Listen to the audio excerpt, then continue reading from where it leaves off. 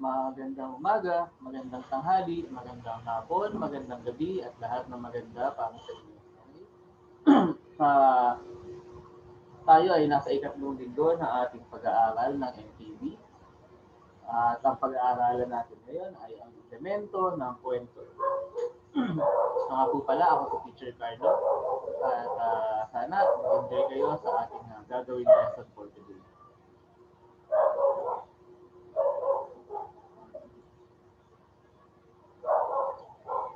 Okay, nilalayo ng araling ito na malinang ang iyong kakayahan sa pag-unawa sa binasang kwento o teksto at maitala ang mga mahalagang detalye sa napakinggang tekstong pasalaysay sa pamamagitan ng pagtukoy o pagkilala sa tagpuan, tauhan at pangyayari. Ibig sabihin nito mga bata, ang nais ng araling ito o ang nais ng pag-aaral na ito ay mapagaling o mapahusay ninyo ang iyong kakayahan sa pag-unawa ng binasang teksto.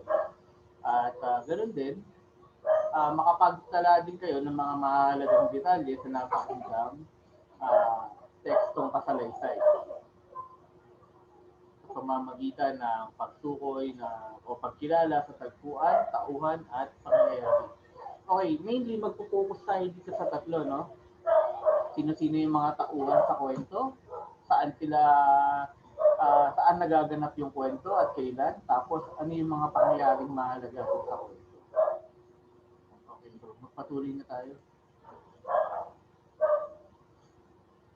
Gawain sa pagkatuto bilang 1. Basahin at unawain ang kwento, sagutin ang mga tanong at gawin ito sa kondisyon. Ulitin na, babasahin daw yung mga kwento, no? At unawain yung kwento, tapos sasagutin yung mga tanong. Okay, sa pagbabasa o pakikinig ng kwento, mayroon tayong mga dapat tandaan. Una, huwag masyadong maingay. Pangalawa, maghanap ng lugar kung saan kayo pwede makapag-focus sa inyong pag-aaral. Yung tahimik, yung walang ingay, at yung walang naggugulo sa inyo. Ikatlo, isipin ninyo na kayo ay kasali doon sa kwento upang maging mas mabilis yung inyong pag-unawa doon sa mga nangyayari sa kwento. Ika-4, laging tatala ng mga mahalagang detalye tungkol sa kwento. Lagi tayo magsusulat or magtatanda ng mga mahalagang pangyayari doon sa kwento.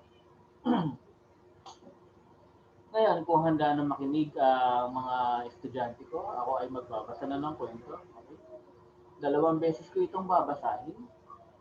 Sa pangalawang pagkakataon, pwede na kayong maglista ng mga mahalagang detalye tungkol dun sa kwento.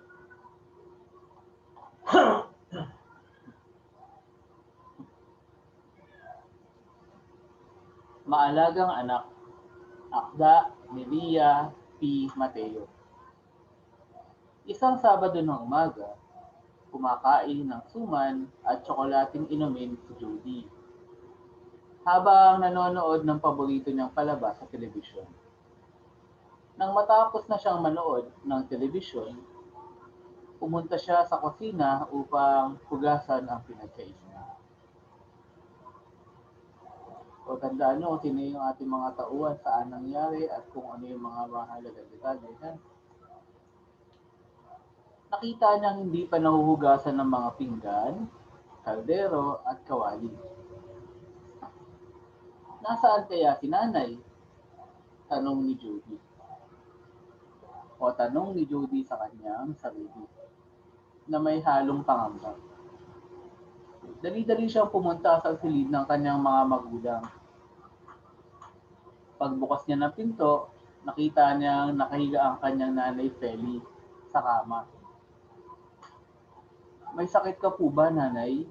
Nag-aalalang tanong ni Judy sa ina.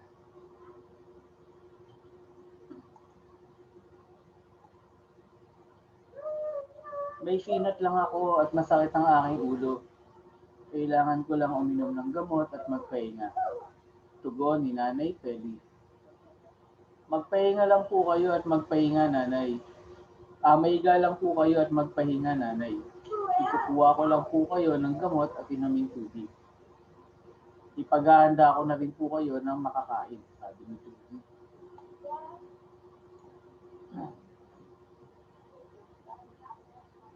Salamat anak, wika ni Nanay Feli.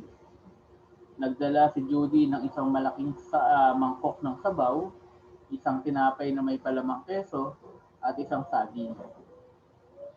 Pinalalayan niya sa pag-inom ng gamot at sa pagkain ng kanyang ina. Pagkatapos ay bumalik siya sa kusina upang hugasan ang mga naiwang hugasin.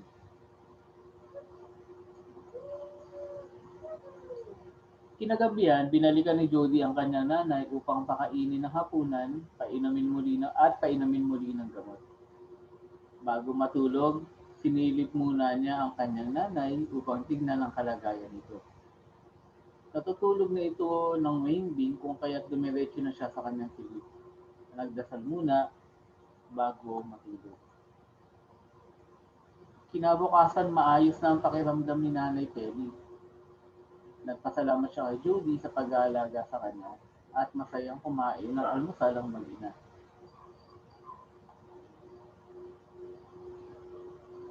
Ito natin. Ay, hindi ko na pala mauulit. Masagutin na lang natin mga bata. Sagutin ang mga tanong. No, yung mga sagot dito, isusulat ninyo sa inyong notebook. Number 1, saan nangyari ang kwento? Number 2, sino-sino ang mga tauhan sa kwento? Number 3, ano ang nangyari sa nanay ni Judy? Number 4, paano inalagaan ni Judy ang kanyang nanay? At ang ikalimang tanong, anong katangian meron si Judy? Pakisagot lang yung mga tanong at isulat ang yung mga sagot sa inyong notebook. Mga bata, tandaan na ang bawat kwento ay may tatlong elemento. Ang mga ito ay ang tauhan, tagpuan, at pangyayari. Okay. Mga bata, ang tauhan ay ang gumaganap sa kwento. No? Ang tauhan ay hindi lamang limitado doon sa pinakabida. No? Yung mga kaibigan ng bida doon sa kwento ay kasama din sa mga tauhan. No? Yung kalaban ng bida doon sa kwento ay isa ding pangunahing tauhan.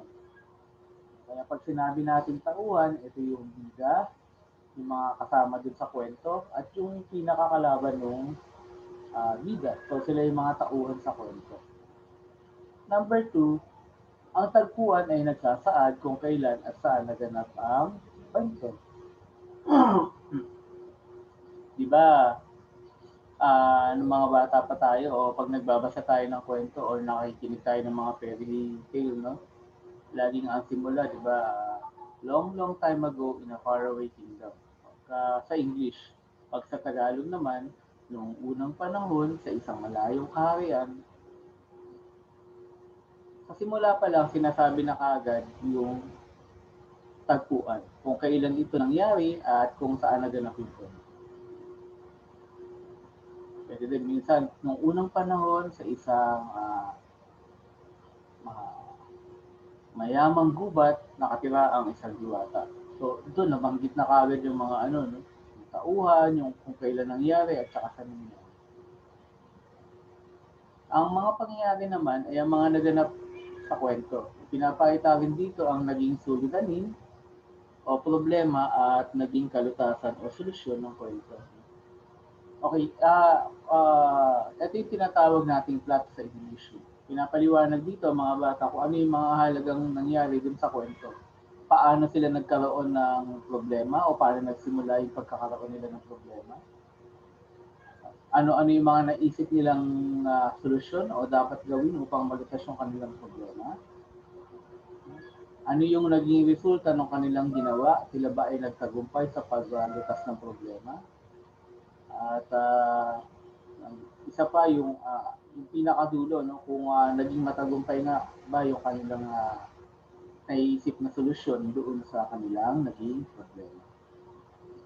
Okay, so ulitin ko ang mga ang tatlong elemento ng kwento ay tauhan, tagpuan, at mga pangyayari.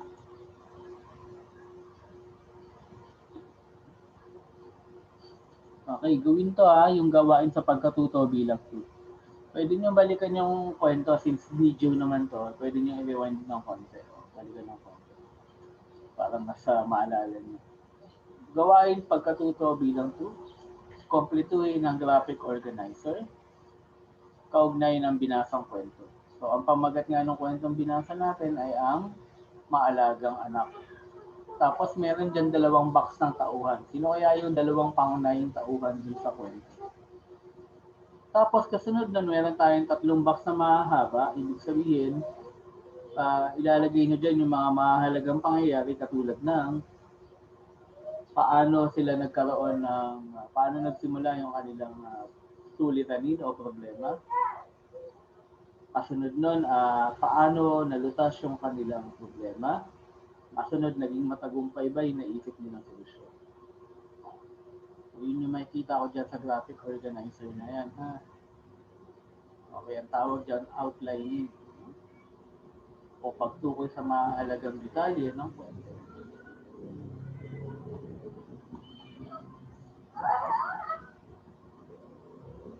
Sa gawain pagkatuto bilang 3 naman, sumipi o ibig sabihin ng sumipi mga bata ay kumopya ng mga kwento na nabasa at ibigay ang detalye nito sa pamamagitan ng graphic organizer. Gawin ito sa kwaderno. O mga bata, ito yung format natin ng graphic organizer. Ang gagawin natin, kukopya tayo ng kwento o kaya isipin nyo yung mga paborito nyong kwento na kabisado nyo. Tapos sasagutan nyo yung mga nasa loob ng graphic organizer. Una, ano yung pamagat ng kwento? Pangalawang box yung magkapantay, ano ang mahalagang pangyayari sa kwento. Kasunod nun, ano ang naging suliranin ng pangunahing tauhan sa kwento. At ang panghuling box yung nasa baba, ano ang naging kalutasan o suliranin sa kwento.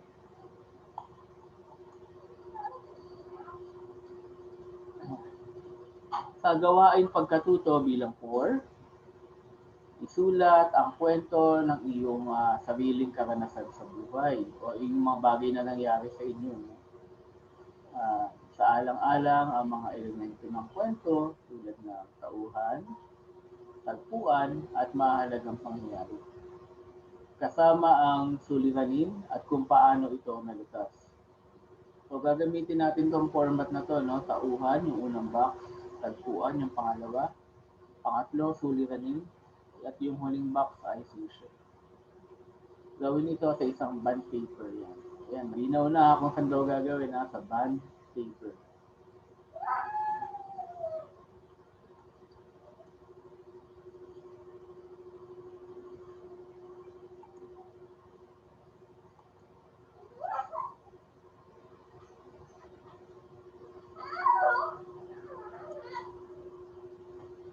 At dyan nagtatapos yung ating pag-aaral mga bata para sa MTB, ikatlong linggo. Ako ulit si Teacher Carlo. Kung may tanong o may iyang mag-chat sa ating group chat o message ako ng direkta at pwede rin ng text, no? Pwede rin kayo magtanong sa inyong mga nanay, tatay, ate o kuya. At kung nagustuhan niyo yung video na to, pakihit po o pakipindot o pakiclick yung like button. No, sa ganun, mas maraming makakita o makapanood ng video nito. Salamat sa inyo mga bata. Hanggang sa muli, ako si Teacher Carlo. Paalam.